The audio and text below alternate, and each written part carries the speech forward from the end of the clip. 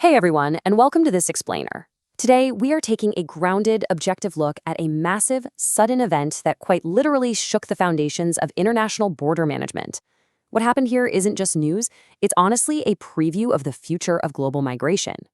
We're going to deconstruct the unprecedented surge at the border of Ceuta in late July 2026 by unpacking the root causes, the human impact, and the honestly fascinating technology involved. We'll figure out exactly how and why an event of this magnitude unfolded so incredibly fast. Okay, let's dive into this. 50 to 60,000. That is the staggering scale of what we're talking about here. Over a span of just 48 hours, an estimated 50,000 to as many as 60,000 people moved toward this single border checkpoint. The sheer volume and just the breathtaking speed of these crossings captured immediate international attention. It forces us all to ask, how could such a massive mobilization happen almost overnight? Now, to understand why this happened, we first have to understand where it happened.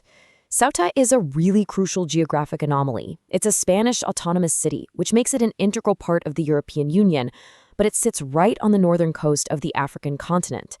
At just about 18.5 square kilometers, this tiny slice of Europe shares a direct land border with Morocco.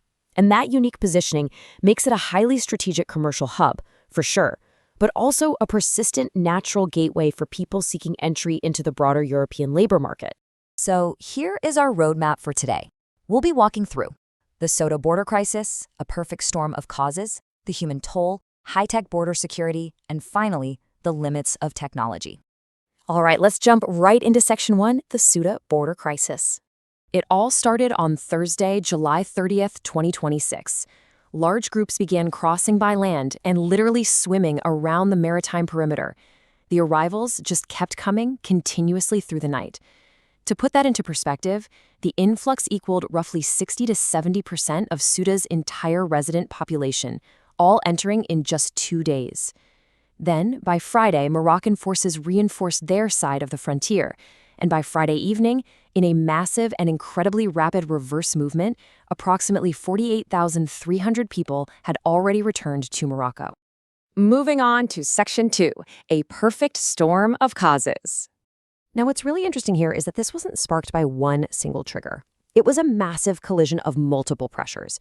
You had underlying economic desperation, with youth unemployment in Morocco hovering in the mid to high 30% range, combined with this severe ongoing drought that was wiping out rural livelihoods.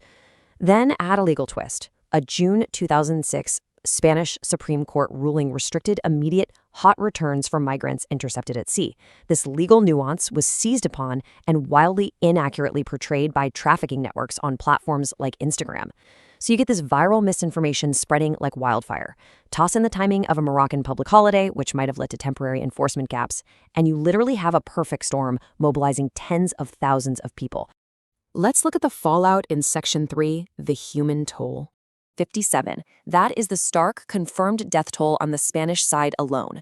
Many of these individuals tragically drowned while trying to swim several kilometers in the ocean to bypass the fences.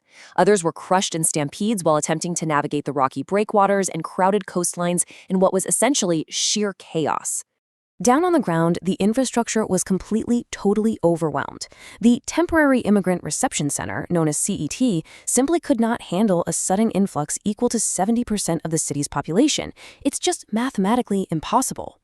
Because of this, highly vulnerable individuals, especially unaccompanied minors and adolescents, were forced to sleep out in public parks and on the streets. Emergency medical teams were stretched to their absolute breaking points, treating severe trauma, dehydration, and exposure among those who managed to make the crossing. So, how did the authorities react? Well, Spain quickly deployed military personnel, the national police, and diving teams to try and manage the crisis and secure the border. Across the line, Morocco intensified its crowd control, using water cannons and tear gas to stem the flow of people. The really crucial takeaway here is that despite the initial chaos and obvious political tension, rapid operational cooperation between these two nations was established almost immediately, and that cooperation is exactly what led to the swift return of the vast majority of migrants within hours. Which brings us to Section 4, high-tech border security. Now, you might be wondering, if Ceuta is such a highly strategic EU border, how on earth did 50,000 people manage to bypass it? The reality is, Ceuta is guarded by some of the most futuristic technology on the planet. Spain uses the Integrated External Surveillance System, or SIVE, which features these highly advanced smart fences. We are talking about double-layered fences reaching up to 10 meters high in critical sections, utterly packed with AI-powered cameras, 3D radar, and even underground vibration sensors to detect if anyone is cutting or digging. It's a massive, multi-layered security apparatus that is designed to be impenetrable. And that security web extends straight up into the sky. The Civil Guard utilizes an aerial overmatch strategy, deploying infrared-equipped drones for 24/7 night surveillance.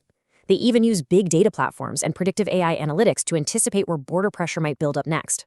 But despite all of this incredible cutting-edge tech, the maritime perimeter, specifically the coastal stretch near the Tarjal breakwater, remained a massive structural vulnerability. It's like having a bank vault with an open window. People could simply swim around the physical land barriers, completely bypassing those ground sensors. And this perfectly illustrates the complex reality of modern border tech. AI and early warning systems are absolutely incredible force multipliers. They optimize deployments and give you round-the-clock coverage. Biometrics drastically speed up identity processing. But as we've seen, there are severe limitations. You've got high acquisition and maintenance costs, vulnerability to data saturation during mass events, and most importantly, these highly advanced systems can be entirely defeated by natural terrain, like the ocean, or they can just simply be overwhelmed by massive, simultaneous surges of human beings. The technology will alert you to a breach, sure, but a camera doesn't physically stop 50,000 determined people.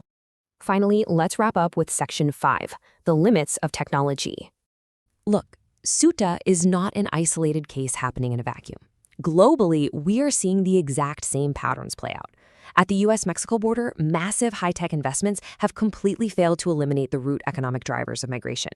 Over between Greece and Turkey, physical fences do reduce flows, but ongoing political tensions just keep sustaining the pressure. On the Italy-Libya maritime route, naval assets are severely limited unless you have stable third-country partnerships. And on the Poland-Belarus border, we've clearly seen how geopolitical forces can weaponize human migration to create sudden, deliberate crises. The lesson here is universal. Technology simply cannot substitute for political cooperation and actually addressing the root economic causes of migration. So what does this all mean for us?